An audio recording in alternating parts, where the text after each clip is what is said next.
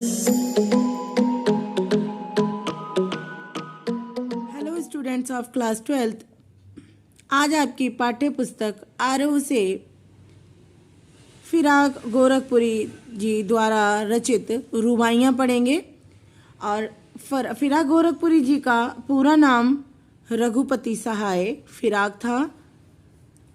उन्होंने ये हिंदी उर्दू में रुबाइयाँ लिखी हैं। रुबाइयाँ पढ़ने से पहले हम ये जान लें कि रुबाइयाँ होती क्या हैं।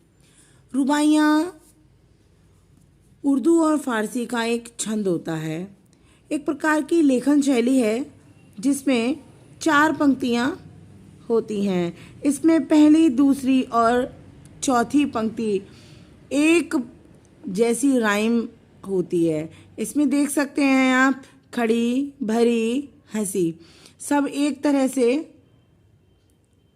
तरह से समाप्त हो रही हैं। लाइन के पीछे बड़ी ई की मात्रा की साउंड आ रही है। और जो तीसरी लाइन है वो फ्री होती है, स्वतंत्र होती है, इन तीनों लाइन से अलग रहती है। वो कहलाता है रुबाई छंद। तो हम इसमें पहली रुबाई को पढ़ते हैं। फिराक गोरखपुरी जी ने इस रुबाई में वात्सल्य प्रेम का वर्णन किया है। माँ और बेटे के बीच में जो प्रेम है उसका वर्णन फिराक गोरखपुरी जी ने इसमें किया है। आंगन में लिए चांद के टुकड़े को खड़ी, हाथों पे झुलाती है उसे गोद भरी, रह रह के हवा में जो लोका देती है, गूंज उठती है खिलखिलाते बच्चे की हंसी। कवि इसमें कहता है कि आंगन में अपने चांद के टुकड़े को लेकर खड़ी है, अर्थात अपने बच्चे को, अपने बेटे को लेकर एक माँ आंगन में खड़ी है। माँ के लिए उसके बच्चे चांद के टुकड़े के समान होते हैं। तो यहाँ कवि ने भी बच्चे को चांद के टुकड़े की उपमा दी है। कह रहे हैं कि एक माँ अपने बच्चे को, अपने चांद के टुकड़े को लेकर आंगन में खड़ी है, हाथों पे झुलाती है उसे गोद में भरकर अपने हाथों पर झुला रही है, उसको खिला रही है।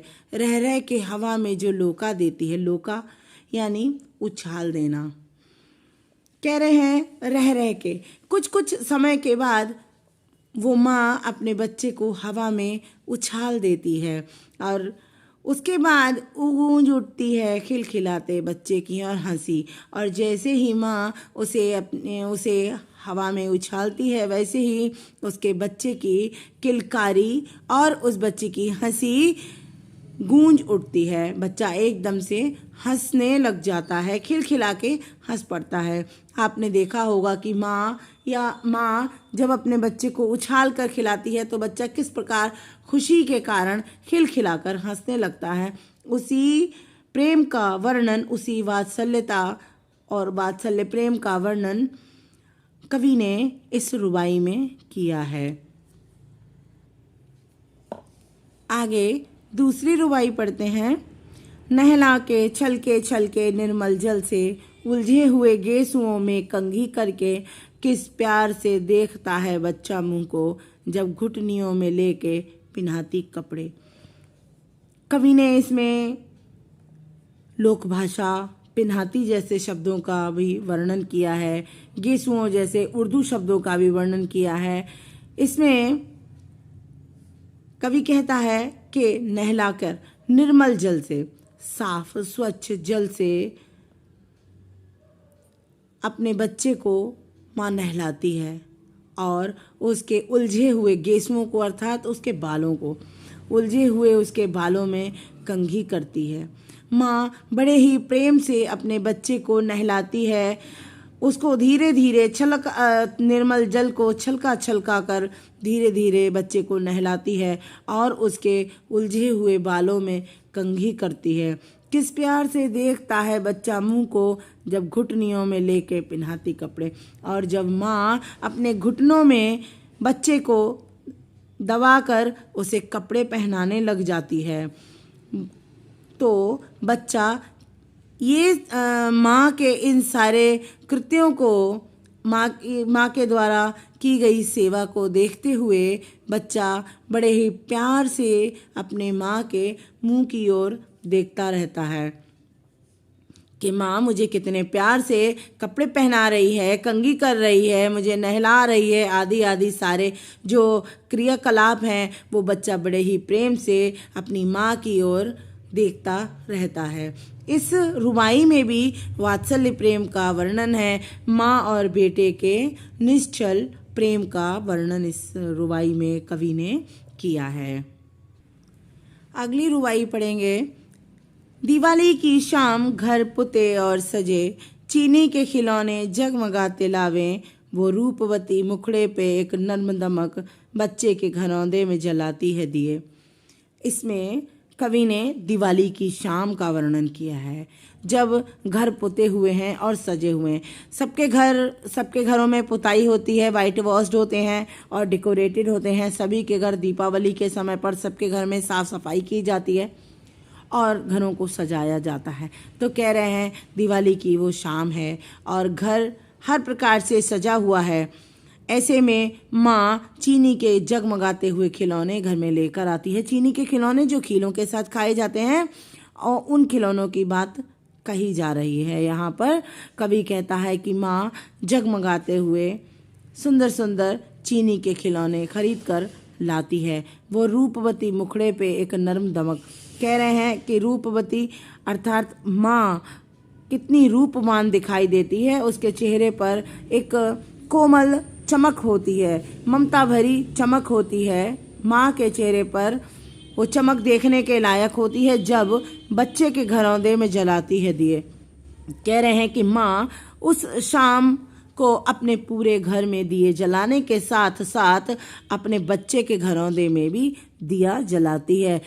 बच्चे मिट्टी का घर बनाते हैं और वो छोटा सा घर जो उसके बच्चे ने भी बनाया है, उस घर में भी अपने पूरे घर में दिया जलाने के साथ साथ बच्चे के उस छोटे से मिट्टी के घर में भी जब माँ दिया जला देती है तो उसके चेहरे पर जो चमक होती है, जो ममता भरी दमक होती है, वो माँ के चेहरे को और अधिक रूपवान बना देती है।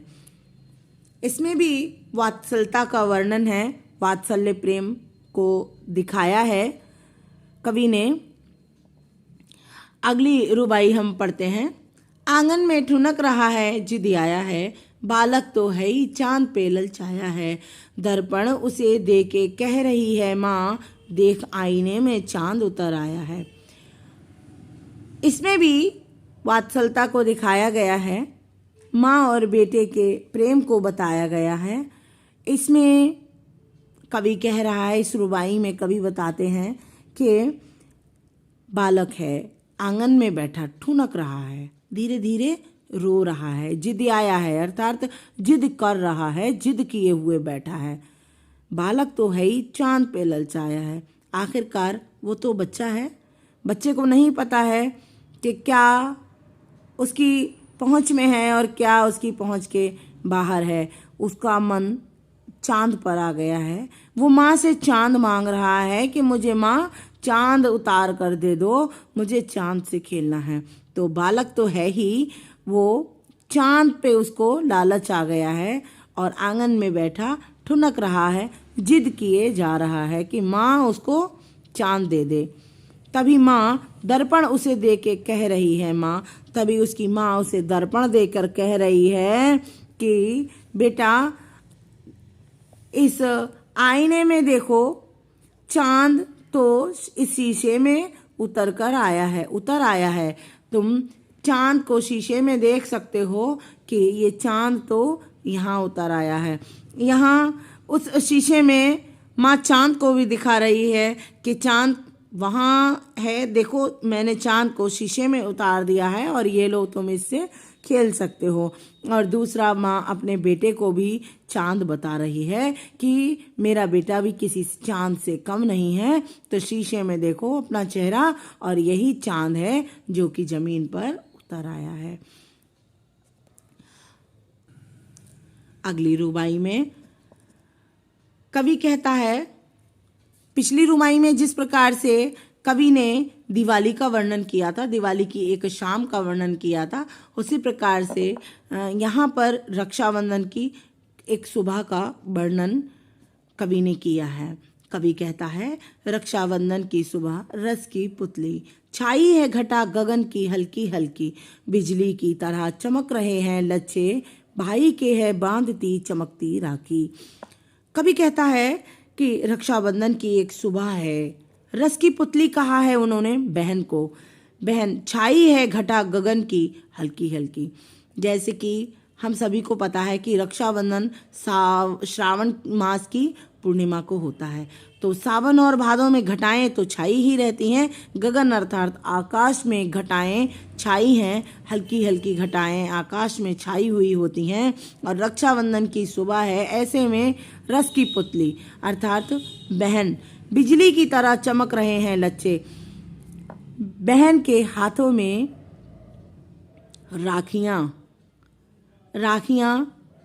राखियों के लच्छे बिजली की तरह चमकदार हो रहे हैं, चमक बिखेर रहे हैं। और ऐसी चमकदार राखी भाई के है बांधती चमकती राखी। और बहन ऐसे में रक्षाबंधन की इस पावन सुबह में अपने भाई के हाथ में वो चमकती हुई राखी बांधती है। बहन को रस की पुतली कहा है क्योंकि बहन अपने भाइयों से बहनें अत्यधिक प्रेम करती हैं और रस की पुतली कि वो प्रेम भरी हुई हैं, प्रेम से ओतप्रोत होती हैं बहनें अपने भाइयों के प्रति, तो इसलिए उसे रस की पुतली कहा है। और कवि कह रहा है कि चमकती हुई राखी भाई के हाथ में बहन बांधती है। तो यहाँ भाई बहन के प्रेम को कवि ने प्रस्तुत किया है। और इसके साथ ही आपका ये चैप्टर रुबाइयाँ कंप्लीट होता है। आशा करती हूँ आपको समझ में आया होगा।